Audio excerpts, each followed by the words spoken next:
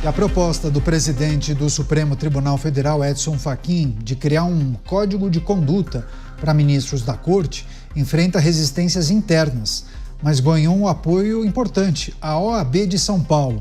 A ideia do presidente do STF é de que o código preveja, por exemplo, limites ou restrições para a participação dos magistrados em eventos privados, com a divulgação dos valores recebidos, conflito de interesses, dentre outros temas.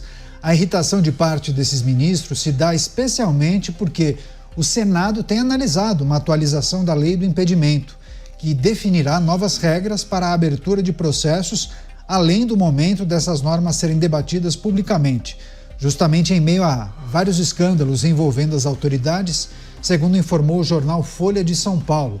Ainda não há um texto fechado a respeito desse tema, mas o documento deve ser inspirado nas regras do Tribunal Constitucional Federal da Alemanha.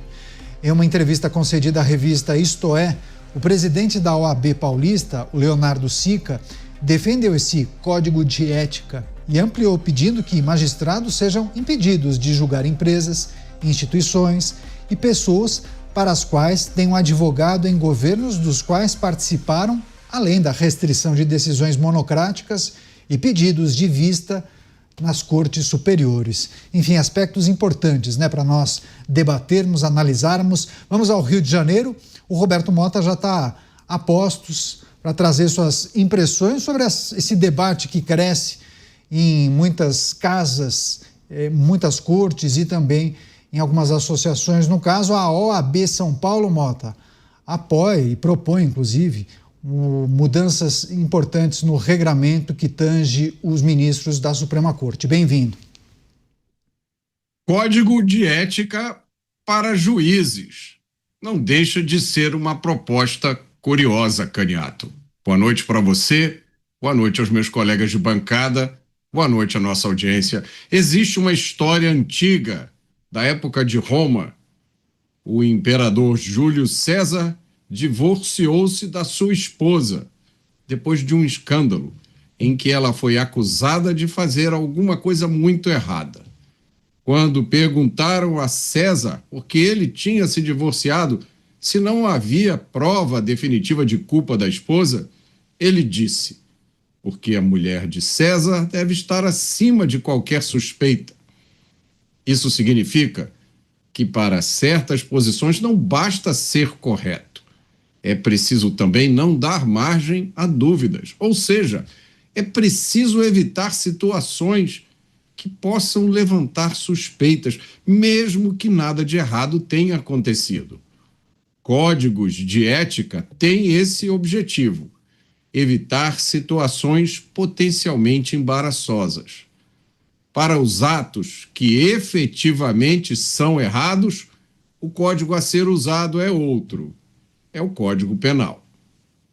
Esse é um tema importante para nós analisarmos. Chamar o Luiz Felipe Dávila, está com a gente. Dávila, não faz tanto tempo assim, você defendia um movimento de autocontenção dos poderes da República.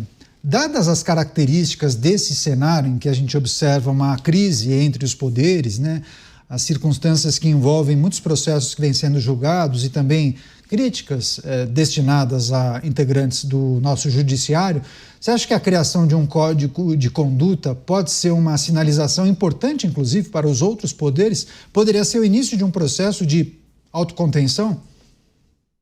Certamente, Caniato, é um início de autocontenção e precisamos aplaudir a atitude do presidente Fachin. Este é o lado virtuoso. Pelo menos o presidente da Corte está incomodado com a falta de lisura no exercício do cargo público, principalmente no Supremo Tribunal Federal. Não existe nenhum tribunal do mundo que parentes de ministros possam advogar para clientes privados em causas nas quais os próprios ministros julgam.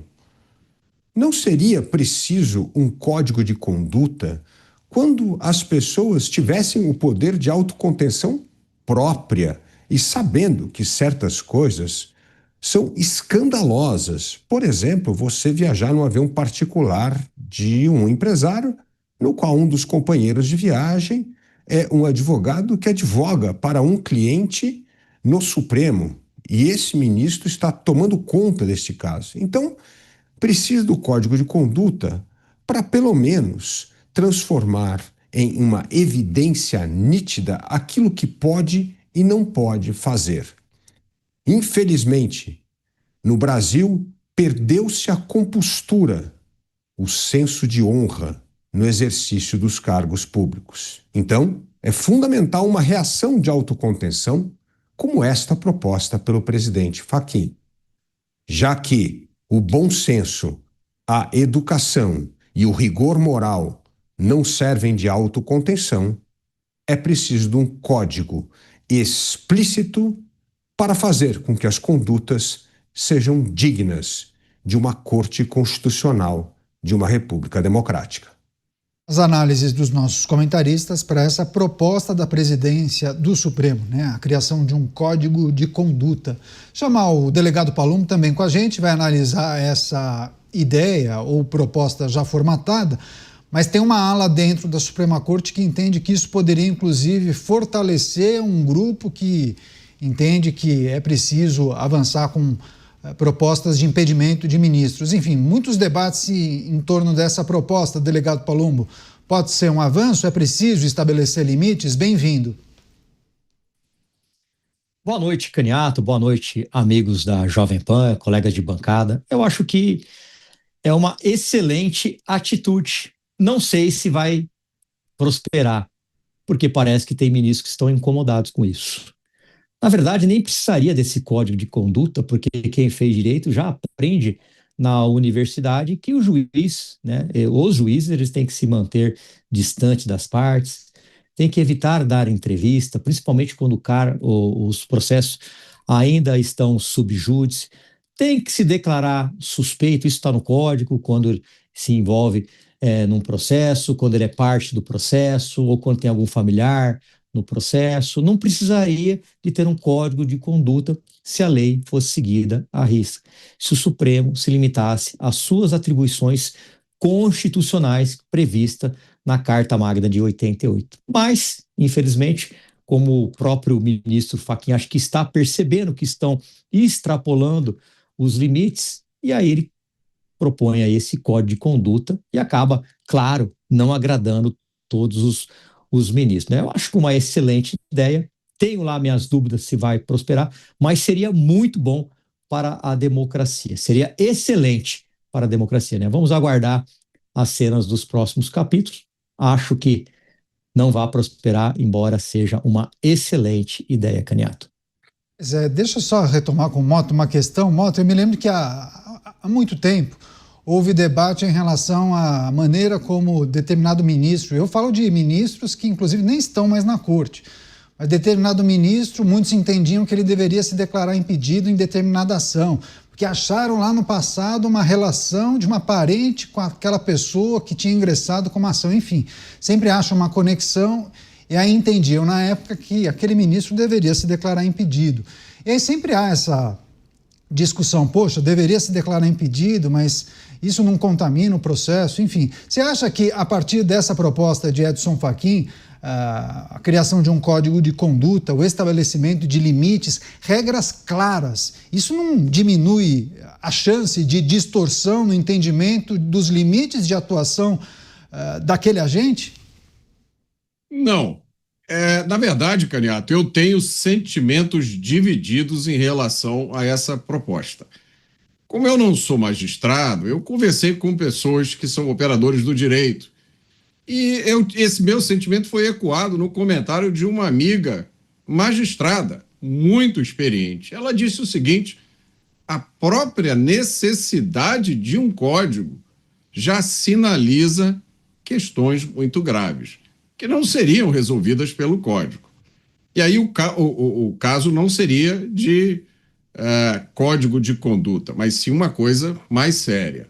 Porque a pergunta que se faz diante disso é: se é necessário um código de conduta para juízes, como é que esses juízes podem julgar casos? E tem mais uma coisa que eu acho que a gente talvez esteja misturando aqui. Esse código de conduta, ele tem como objetivo evitar comportamentos impróprios. Então, vou dar um exemplo aqui. Eu sou, por exemplo, secretário municipal de saúde. Evidentemente, eu não posso aceitar presentes de pessoas que são proprietários de estabelecimentos que eu sou encarregado de fiscalizar. Eu não posso passar as férias numa casa emprestada por eles. Eu não posso receber nenhum favor, principalmente favor de grandes valores.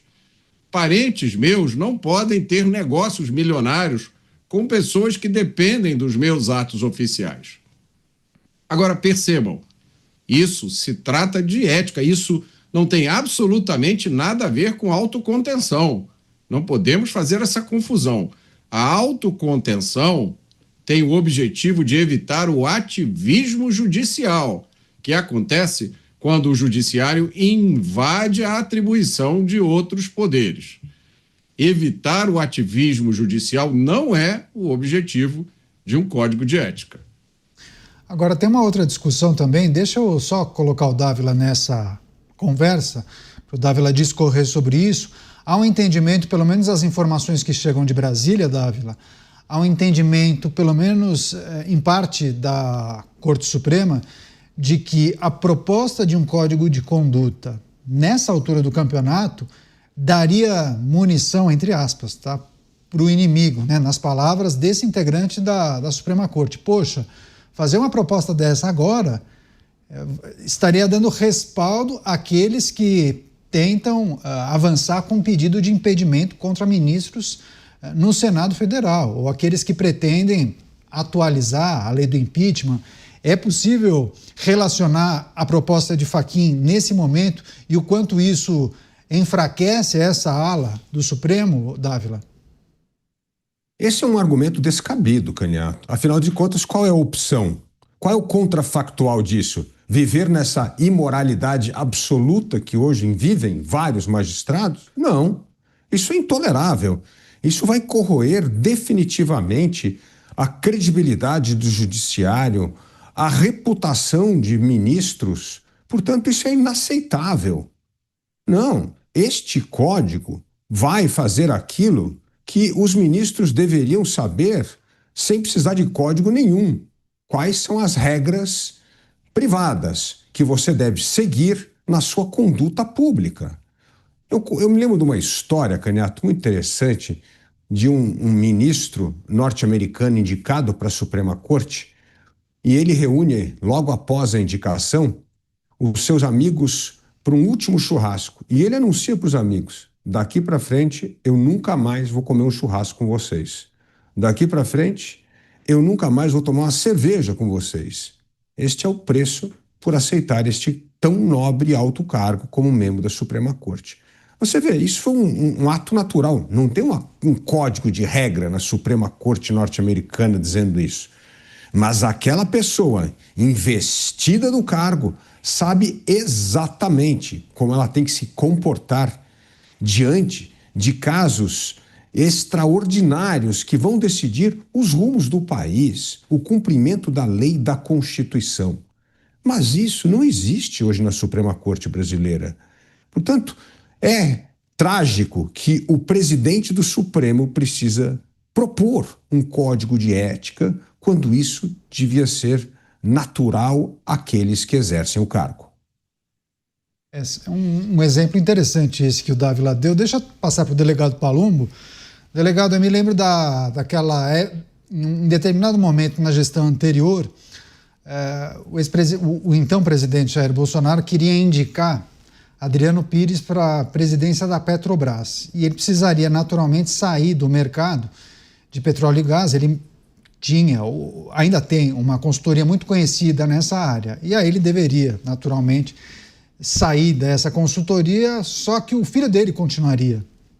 Inclusive, o filho dele, o Pedro Rodrigues, sempre dá entrevistas aqui, é um grande entendedor do mercado de petróleo e gás.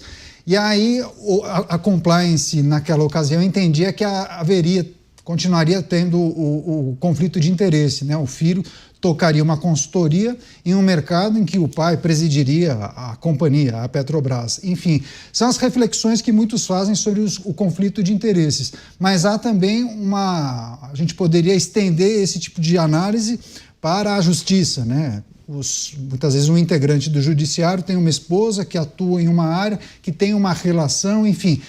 Quando você escolhe se dedicar a essa profissão, é preciso entender que você vai ter que tomar aquela atitude e isso pode desagradar muita gente, né? É preciso seguir à risca o regramento, né? Não pode escorregar na casca de banana, né? É uma coisa muito óbvia e clara, Caniato, né? Como que eu vou, como juiz, julgar um processo, sendo que a minha esposa é advogada, meu filho é advogado? Aí vai vir os famosos embargos auriculares na orelha, aqui, ó. Não, no almoço de domingo. Pai, eu tô com um caso lá, hein, na Suprema Corte. Você na Suprema Corte, no TJ, no STJ, na primeira instância, não dá certo. Isso aí é fadado ao fracasso. É evidente. E o pior, né? Muitas das vezes, você citou o Bolsonaro, eu vou citar outro exemplo. Ele quis colocar o Ramagem num cargo, um alto cargo da Polícia Federal. Não, não pode. Não pode. Um juiz falou que não podia. Quer dizer, ele fala que não pode, mas a esposa, o filho, a cunhada pode. Então o Fachin está certo. Infelizmente, não precisaria desse código, como bem falou o Dávila. Seria uma coisa natural. O juiz deveria se declarar suspeito. Aliás, ele pode fazer isso. Ele pode ele mesmo se declarar: não posso julgar isso porque o tio, a cunhada, a família, o parente, o vizinho está envolvido, eu tenho um relacionamento com ele, já fui visto em fotos, em viagem, então eu não vou julgar, eu vou me afastar desse processo, e outro colega meu julga com imparcialidade. Esse é um dos princípios do poder judiciário: imparcialidade e distância entre as partes. Distância entre as partes significa distância entre o Ministério Público, distância entre o advogado, distância da vítima, distância do réu, para decidir de acordo com as provas coletadas e de acordo com o que vier aos autos, com os depoimentos. Mas como fazer isso com imparcialidade se muitas das vezes o juiz é parte, se o juiz é vítima, se um parente do juiz é amigo, fulano, ou advoga para uma das partes? É impossível, não dá para separar. Infelizmente, eu espero muito que isso prospere, mas tenho lá minhas dúvidas se os restantes aí dos nobres ministros vão aceitar essa ideia do Fachin. Pois é, deixa eu só retomar com o Mota, que o Mota trouxe uma análise importante, várias pessoas aqui acabaram fazendo um questionamento. Mota, quando você separa e coloca a criação do código de conduta em um pote, e a discussão em torno do ativismo judicial e do movimento de autocontenção em outro, você não acha que essas coisas se encontram em algum momento e que a criação do código pode, inclusive, interferir no chamado ativismo judicial? Poderia ser um freio, inclusive, na atuação dos integrantes do judiciário? Caniato, como eu não vi o código ainda, a proposta do código, é difícil dizer, mas o meu primeiro pensamento é que são coisas distintas, né? A autocontenção tem como objetivo evitar o ativismo judicial. O que é o ativismo judicial? É quando o juiz acha que alguma coisa precisa ser feita em relação a um determinado assunto, aquele assunto não cabe a ele decidir. Por exemplo, um exemplo aqui, né? O juiz acha que existe necessidade de uma lei tratando de determinado assunto, mas quem faz lei é o parlamento.